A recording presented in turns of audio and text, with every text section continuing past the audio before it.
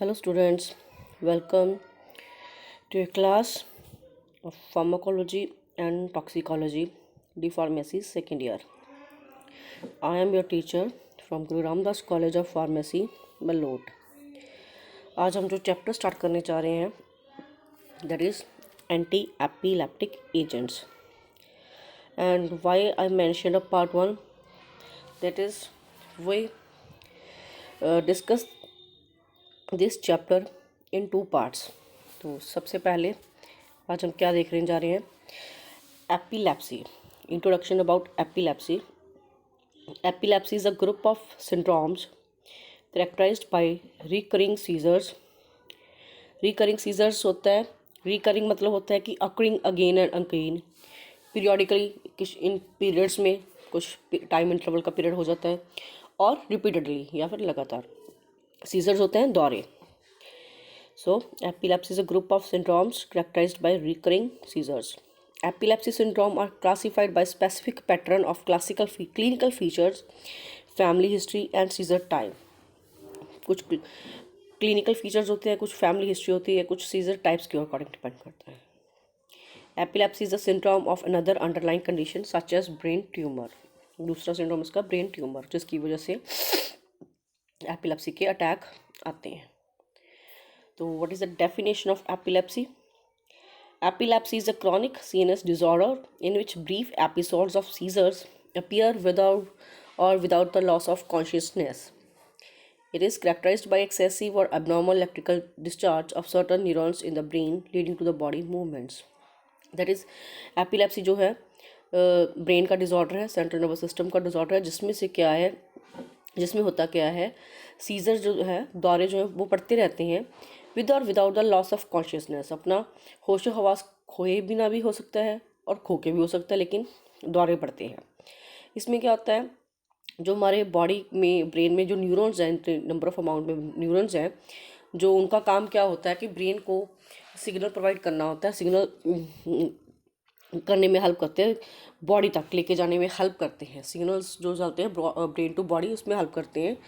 ठीक है, तो जो उसके लिए वो फंक्शन कैसे करते हैं, इलेक्ट्रिक डिस्चार्ज के थ्रू। तो उसमें क्या है, एबनॉर्मेलिटीज आनी शुरू हो जाती हैं। सो epilepsy is a recurrent seizure disorder characterized by abnormal electrical discharge from brain, often in the cerebral cortex. Or epilepsy is a chronic seizure disorder with recurrent and unprovoked seizure. अनप्रवॉक्ड मतलब बिना किस रुकावट के जो दौरे पड़ते हैं उसे कहते हैं अनप्रवॉक्ड सीजर्स। तो मोस्टली जो एपिलेप्टिक सीजर्स होते हैं स्पॉन्टेनियसली होते हैं। ठीक है, स्पॉन्टेनियस होते हैं मतलब अपने आप होने लग जाते हैं। रिकरेंट होते हैं ऑब्वियसली, अकरिंग अगेन पीरियडिकली और रिपीटेडली। क्रोनिक होते हैं and paroxysmal with the discontinuity of symptoms लगातार शुरू होते हैं। पैराऑक्सिमल मतलब जैसे शिवरिंग होनी शुरू हो जाती है बॉडी की, कंपन जो लग जाता है, कपी छुटती है, सडन अटैक्स होते हैं, आउटब्रस्ट होती हैं, that is and discontinuity of symptoms and wide intervals between the seizures. Next आगे हम देख लेते हैं pathophysiology of epilepsy. Disturbance of the brain functions due to any cause. Brain functions की डिस्टर्बेंस होना किसी भी कारण, फॉर एग्जांपल चाहे वो जेनेटिक फैक्टर्स हैं और हेड इंजरी है, जेनेटिक फैक्टर्स और head injury may cause brain cells to become over active और to discharge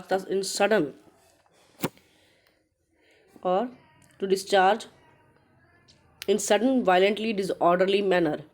The burst of electrical energy which spreads to adjust areas of the brain and may jump to distant areas of CNS resulting in seizure. That is कि genetic factors हो सकते हैं, head injury हो सकती है, जो क्या है over active, to become over active होने शुरू हो जाते हैं, सडन डिस्चार्ज होना शुरू हो जाता है, वायलेंटली डिसऑर्डर्स शुरू होते हैं, बर्स्ट ऑफ इलेक्ट्रिकल एनर्जी, एकदम से जो इलेक्ट्रिकल एनर्जी यहाँ पे कहा गया, जो आयंस अपना काम करते हैं न्यूरॉन्स के थ्रू ब्रेन टू बॉडी, ठीक है, उनमें से बहुत ज़्यादा इम्बैलेंस आ जाता है, which spread to adjust areas of the brain खुद को एडजस्ट करने के लिए वो ब्रेन के पार्ट्स में स्प्रेड होना शुरू हो जाते हैं एंड में jump to distant area of CNS का, तो सीएनएस के कई पार्ट्स में जाके फैल जाते हैं, रिजल्टिंग इन सीजर्स, जिसके साथ कारण अटैक्स आते हैं। या हम कह सकते हैं कि सीजर्स और epileptic symptoms can be viewed by resulting from an imbalance between excitatory and inhibitory process in the brain. ठीक है, proposed mechanism of the for the generation and suppress of seizure activity within the brain include abnormalities in the membrane properties of neuron and change in the ionic microenvironment surrounding the neuron, decrease the inhibitory neurotransmission, which is primarily the gamma aminobutyric acid, or enhanced excitatory neurotransmission, which is primarily mediated by the acidic amino acid glutamate। तो यहाँ पे क्या कहना चाहता है कि जो दौरे पड़ते हैं वो किसका रिजल्ट है, मतलब कैसे पड़ते हैं, जब यहाँ पे इम्बैलेंस हो जाता है बिटवीन द एक्साइटेटरी और इनहिबिटरी प्रोसेसेस। एक्साइटेटरी जो जिस चीज़ को बढ़ावा देना होता है उसमें, और इनहिबिटरी प्रोसेस जिस चीज़ को प्रिवेंट करना होता है, जिस एक्शन को प्रिवेंट करना होता है उसमें, जो इन दोनों चीज़ों में इम्बैलेंस आ जाता है तब ये क्या सीजर अटैक आने शुरू हो जाते हैं। तो ये इम्बैलेंस किसकी वजह से आते हैं, electrical discharge, that is the ions present surrounding the neurons. ठीक है, तो जो आयनिक न्यूरॉन्स के आसपास पड़े होते हैं उनमें से इम्बैलेंस आ जाता है, जिसकी वजह से इनहिबिटरी न्यूरोट्रांसमिशन तो डिक्रीज होना चाहता है, जिसका एक्शन होता है कि प्रिवेंट करना, जिस न्यूरोट्रांसमिशन का एक्शन होता है कि प्रिवेंट करना, ठीक है, वो कम होना शुरू हो जाता है, दैट इज़ गाबा।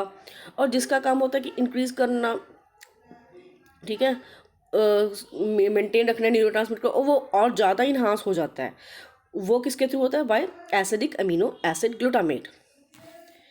तो नेक्स्ट क्या है, तो then what is the anti epileptic drug. Anti epileptic drugs का क्या काम है, such specific mechanism of action of anti epileptic, तो का क्या है, तो जो डिफरेंट मैकेनिज्म है, या तो फिर गैबा का जो इनहिबिटरी न्यूरोट्रांसमिशन का इफेक्ट है उसको इंक्रीज करना है, या फिर जो एक्साइटेटरी न्यूरोट्रांसमिशन है उनको डिक्रीज करना है। तो इन दोनों पे जो भी एक्ट करेगा, जिस भी जो ड्रग्स हैं जो भी एक्ट करेंगी, उन ड्रग्स को हम कहेंगे एंटीलेप्टिक ड्रग्स। तो ड्रग्स का क्या होएगा कि फ्रिक्वेंसी को डिक्रीज करना है ताकि सेवरिटी ऑफ सीजर्स भी डिक्रीज हो जाए। ट्रीट क्या करेगी, symptoms of seizures, underlying epileptic conditions. Goal क्या है, maximise quality of the life by minimising seizures and adverse drug effects.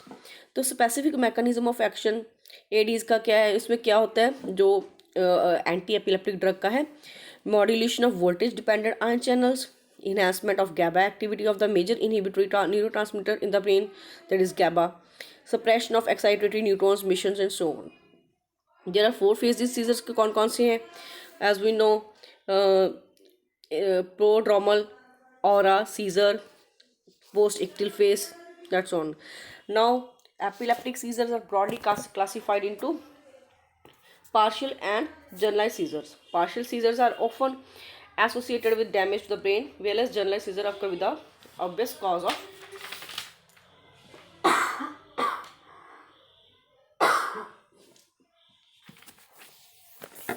grand mal epilepsy या tonic clonic seizure common है, characterized by the tonic spasm of all muscles.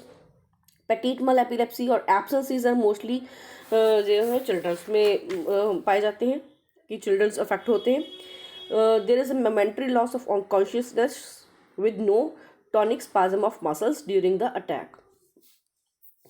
तो next क्या आ गया, classification आ गई। Main mechanism of action of anti epileptic drugs का हो गया जो मैंने बताया, enhancement of GABA action, inhibition of sodium channel function, inhibition of calcium channel function, that is ions, जो उसकी बात हम कर रहे हैं कब से। Other mechanism like inhibition of glutamate release and block of glutamate receptor. अब क्लासिफिकेशन देख लेते हैं। क्लासिफिकेशन जो है 2 तरह की है, they can be classified as drugs use in grand type of convergence, for example जैसे phenytoin, carbamazepine, phenobarbitone, clonazepam and sodium valproate. ये जो सब ड्रग्स हैं सोडियम आयंस के और कैल्शियम आयंस के ब्लॉकर्स हो गए, ठीक है। ये आयन चैनल्स पे जो है इफेक्ट शो करेंगे, जो इनहांस गाबा ट्रांसमिशन को करेंगे। Drugs useful in the petit mal epilepsy में जो आएंगे, for example ethosuximide, trimethadione, valproic acid, sodium valproate, ठीक है, ये हो गए। Drugs useful in myoclonic seizure, for example sodium valproate and clonazepam, and drug useful in status epilepticus, that is diazepam and क्लोनिजापाम।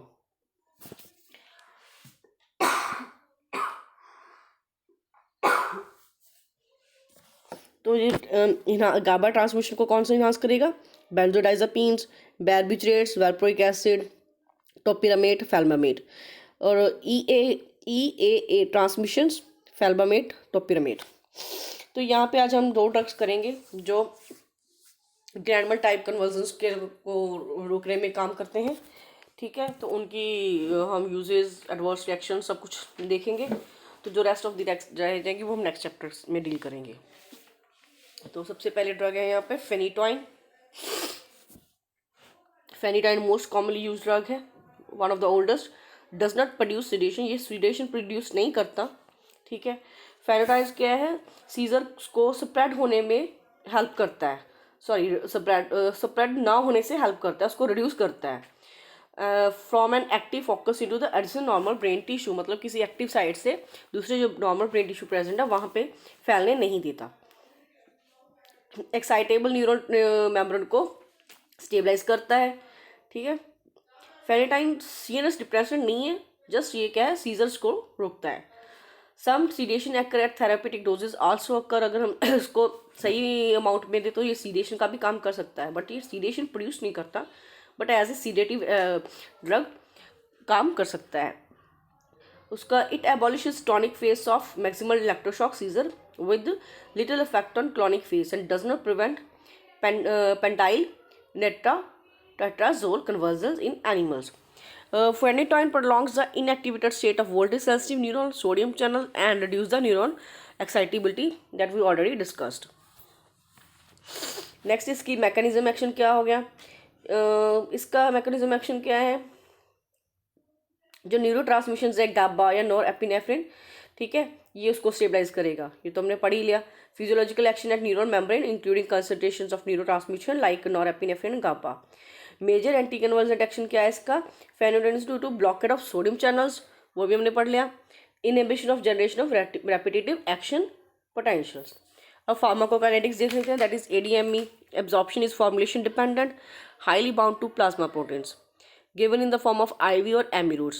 Kinetic changes from first order to zero order over the therapeutic range. Small increment in dose produce disproportionately high plasma concentration. T half to 12 to 24 hours है, increase up to 60 hours with plasma concentration rise up to 10 microgram per ml as metabolizing enzyme get saturated. ठीक है, next इसके adverse effect कौन से है? First है इसका गम hypertrophy, ठीक है, या हम कह सकते हैं गिंगीवल हाइपरप्लेजिया। गम हाइपरट्रॉफी को जो टिपिकल नेम है, जो मेडिकल नेम है, उसको कहते हैं गिंगीवल हाइपरप्लेजिया। इसका मतलब होता है कि जो गम टीथ के टिश्यूज़ के अराउंड जो गम की ओवर ग्रोथ हो जाती है, जो हमारे टीथ के अराउंड टिश्यूज प्रेजेंट है वहाँ पे गम डिजॉर्डर है, हमारा डिजॉर्डर टीथ का डिजॉर्डर है, तो वहाँ पे जो ओवर ग्रोथ होनी शुरू हो जाती है गम की, उसको बोलते हैं गम हाइपरट्रॉफी और गिंगीविल हाइपरप्लेजिया। ठीक है, मोस्ट कॉमन साइड इफेक्ट है। दूसरे इसमें आ जाते हैं निस्टेगमस। निस्टेगमस होता है कि मूवमेंट होती है आइज़ की, बड़ी फास्ट मूवमेंट्स होती है, या तो एक तरफ से दूसरी तरफ होगी या ऊपर से नीचे होगी। ठीक है, ऐसे मूवमेंट्स शुरू हो जाती है आइज़ की चारों तरफ से, फिर उसके बाद हो जाता है ब्लर विजन। और है इसमें जैसे कि हिर्सुटिज्म। हिर्सुटिज्म मतलब क्या है कि मोस्टली ये फीमेल्स में होता है, अनवांटेड हेयर ग्रोथ होती है, जैसे कि चेस्ट पे, ठीक है, फेस पे या बैक पे, जहाँ पे हमें नहीं चाहिए होते, अनडिजायरेबल पार्ट्स होते हैं, वहाँ पे होती है हिर्सुटिज्म। ठीक है, हाइपर सेंसिटिविटी रिएक्शंस हो गया, हाइपरग्लाइसेमिया हो गया। कुछ और एडवर्स इफेक्ट है, जैसे हाई प्लाज्मा लेवल में डिप्लोपिया होता है, seeing two images on an object, एक ही किसी चीज़ की दो इमेजेस दिखना शुरू हो जाती हैं, उसको बोलते हैं डबल विजन। अटैक्सिया क्या होता है कि loss of full control of body movements, खुद का कंट्रोल रहता ही नहीं बॉडी पे। ठीक है, ये कुछ साइड इफेक्ट्स हैं। इसके अलावा drowsiness, mental confusion, hallucinations, hypotension, so on. Uses इसका क्या है? Generalise tonic clonic, simple and complex partial seizures, ineffective in absence seizures. ठीक है। डोज क्या हो गया? 100 mg BD, maximum 400 mg per day. Children में 5 to 8 mg या per kg per day. Status epilepticus, occasionally used by slow IV injection. Trigeminal neuralgia, second choice drug due to carbamazepine. Trigeminal neuralgia क्या होता है? जो हमारी वो nerve sensations होती हैं ब्रेन टू फेस जाती हैं, ठीक है, उसको बोलते हैं ट्राइजेमिनल न्यूरल्जिया। तो नेक्स्ट ड्रग जो हम यहाँ पे कवर करेंगे वो है फेनिटॉइन। फेनिटॉइन क्या है? Oldest currently used anti epileptic drug है। फेनोबार्बिटन कॉम्पैक्ट करती है GABA mimetic mechanism and also inhibit the excitatory response to glutamate. ठीक है। It suppress the abnormal neurons and inhibit the separate of ओवो after discharges. Recommended dose इसका 90 to 375 mg है। Also given as a single dose bed time. Children below 12 years होंगे तो 90 mg। गाबा फैसिलिटेटरी हो गया, गाबा माइमेटिक हो गया मैकेनिज्म इसका। एडवर्स इफेक्ट सीडेटिव एक्शन हो गया। Behavioural abnormalities, impairment of learning, memory, hyperactivity in children, mental confusion in older people, rashes, megaloblastic anemia and so on. Uses आपने देख लिया। Generalise tonic clonic, simple partial and complex partial. Dosages होगी and so on. Next last है sodium valproate, जो आज हम इस chapter में कवर करेंगे। जो रेस्ट ऑफ द ड्रग्स रह जाएंगी इस क्लासिफिकेशन की, वो हम नेक्स्ट चैप्टर में डील करेंगे। सोडियम वेलप्रोइड क्या है? ये मोस्टली किस में दिया जाता है? ट्रीटमेंट ऑफ एब्सेंस, मायोक्लोनिक और पार्शियल एंड टॉनिक्लोनिक सीजर्स में दिया जाता है। इसकी डोज 200 mg 3 टाइम्स डेली होती है, मैक्सिमम 2.6 ग्राम होती है। ये गाबा पे एक्ट करके अपना काम शो करता है। ठीक है। साइड इफेक्ट्स इसके आगे gastric distress, dyspepsia, abdominal cramps होते हैं, डिजीनेस आ गई, निस्टेगमस आ गया, alopecia, mental confusion, hepatotoxicity and so on. Drug interactions भी होती है अगर हम फेनिटॉइन या फेनोबार्बिटन के साथ देते हैं। ठीक है।